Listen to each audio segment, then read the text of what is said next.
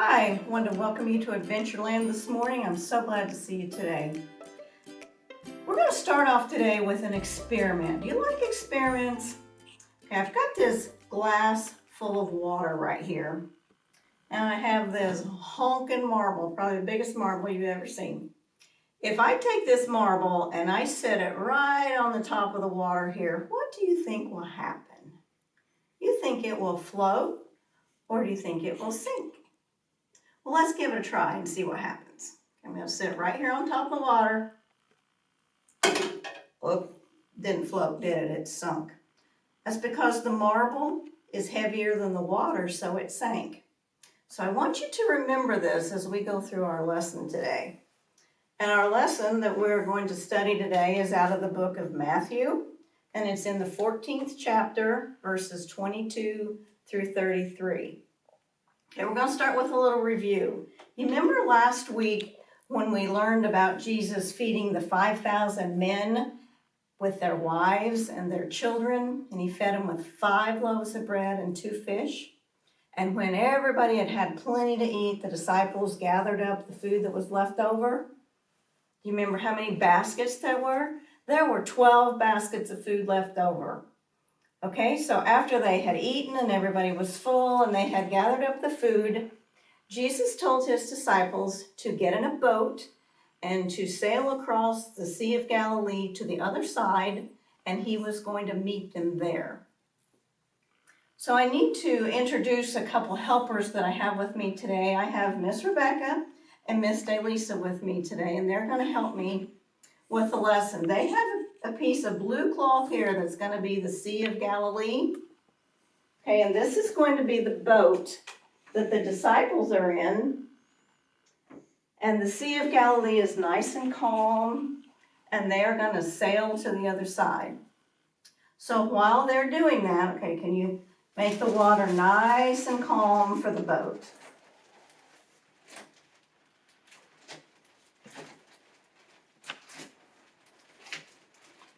Okay, so the disciples are on their way sailing to the other side of the Sea of Galilee.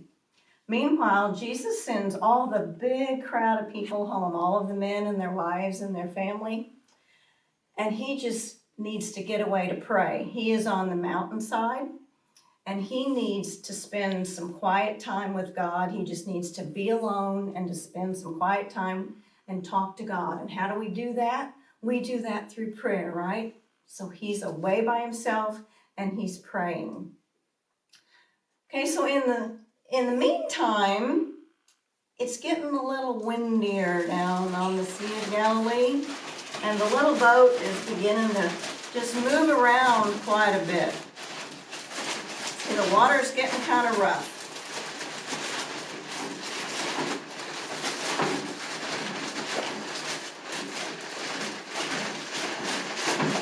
It's now the middle of the night. Okay, Jesus is done praying. He has spent alone time with God, and the boat is out. He sees the boat. He sees that they're having a little trouble out there. Have you ever tried to row a boat? It is really hard. I mean, you're going like this and you're on, even on still water, your arms get tired really quick. Well, these disciples have been out here rowing for a while now, and the wind has come up and the waves are up there, and he looks out and he sees that they're having some trouble out there. They're fighting the wind a little bit. So he knew that he needed to get out there to them, that they were in trouble and they were scared, and he just wanted to comfort them. So how do you think Jesus got out there? You think there was another boat there by the Sea of Galilee? Nope. He just started walking. Jesus walked right out on the water amongst all of the wind and everything, and he's just walking out toward the boat. So I'm going to put this green ping pong ball out here in the water, and this is going to be Jesus, okay? And he's just out walking on the water. Okay, now remember, it's the middle of the night. Okay, it's kind of dark out. There might be lightning flashing. The disciples are so tired from fighting the waves and trying to row the boat. And they look out and they see something out there. They think, what is that? there's something out there walking on the water. Oh my goodness, it might be a ghost. It must be a ghost. Well, they were scared. Can you imagine how scared they were? How would you feel? Would you think, well, this is really odd. There's something out there walking on the water. It's nighttime. The wind is blowing. The waves are crashing. There's something out walking on the water. But Jesus saw that they were scared. And you know what he told them? Okay, Scripture tells us in chapter 14, verse 27, says, right away, Jesus called out to them, be brave. It's I. Don't be afraid. Okay, he didn't want them to be afraid. Said, I'm here with you. You don't have to be afraid. It's going to be okay. Well, do you remember Peter? He was one of the disciples. He was a fisherman that Jesus had called to follow him. Well, he was in the boat. And he thought, we're tired. Is this just our imagination? Did we just think we saw something out there walking on the water? So he called out. And I'm going to read it to you. And he said, Lord, is it you? Peter asked. If it is, tell me to come to you on the water. Okay, so Peter's saying, Jesus, if that's you, tell me to come out to you. So do you think Jesus said, no, Peter, no, you can't do that. You can't walk on water. You just stay in the boat and I'll come to you. No, that's not what Jesus said. He said one word. And you know what it was? He just said, come. Okay, he just told him to come to him. So now I have another ping pong ball. This ball is red. Okay, this is going to be Peter. So we're going to put Peter out here in the Sea of Galilee along with Jesus and the boat of disciples.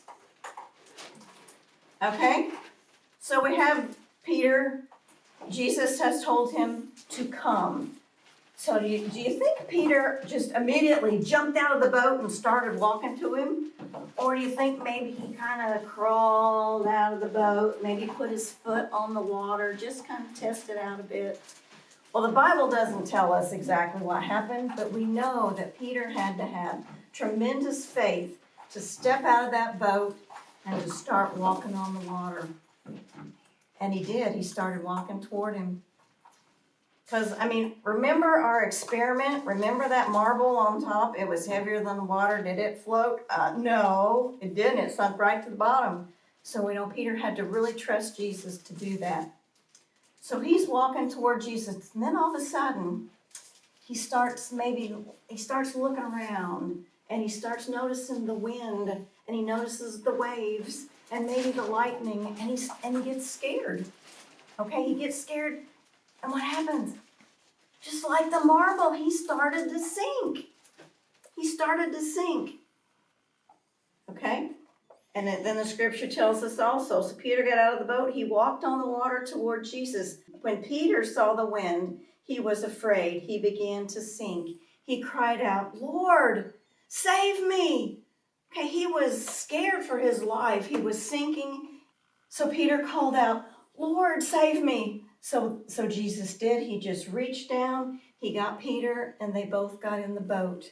And when they got in the boat, the wind died down, it became still, and the other disciples in the boat looked around and they saw what had happened, and they worshiped Jesus, saying that he truly was the Son of God. Okay, so our water is still now. So I'm going to get Jesus and Peter out of the water. Now, why do you think Peter started to sink? Okay, so I have the two ping pong balls here. What's different about these two balls? Well, obviously they're different colors. Okay, that's just so I could tell which one was which. And which ball did I put in first? I put in the green ball, that's Jesus. Okay, can you see Jesus' eyes? His eyes are straight ahead. He had his eyes on Peter the whole time. He's straight ahead. Okay, remember the red ball is which disciple? It was Peter. Let's look at Peter. Look at his eyes. See, his eyes aren't straight ahead, are they? He got to looking around at the wind and the rain, but he took his eyes off Jesus. And what happened? He started to sink. He took his eyes off Jesus and he started to sink. Do you ever get scared maybe? That we need to remember when maybe somebody in our family gets sick, or maybe you're sad because you have to move away and you have to leave your school and your friends, or maybe with what's going on right now, this is really odd. You can't go to school, you kind of have to stay home, you can't go anywhere. But you know what? God's got it all. He's got it all and he can take care of us. And if we just keep our eyes on him, he'll get us through. We just have to have the kind of faith and trust that Peter had to know that God's in control and he'll get us through. Okay? Now I want to thank our helpers this morning that we had, Miss Delisa and Miss Rebecca. They were a big help to me. Hopefully it helped you visualize the boat on the sea, how it was calm and that it got rough. But then Jesus took care of everything. Okay, at this time, if you were in class, we would probably have a snack. And our snack normally goes along with the lesson. So let's see, we had the disciples in a boat out on the Sea of Galilee. How about we start out, you got to use your imagination. We start out with the Sea of Galilee. It's kind of like water, right? Okay, and what did the disciples get in to go out on the Sea of Galilee? They got in a boat, right? Okay, so here's a boat, and we're going to stick it here on the water. And the main person in our story, in our Bible lesson, the main person is normally Jesus, and he started walking out on the water toward the boat, and there was a disciple in there, and his name was Peter, and he said, Lord, if it's really you, tell me to come out to you. So he did. Peter started out walking on the water toward Jesus. He took his eyes off of Jesus, which was a mistake, but he said, Lord, save me.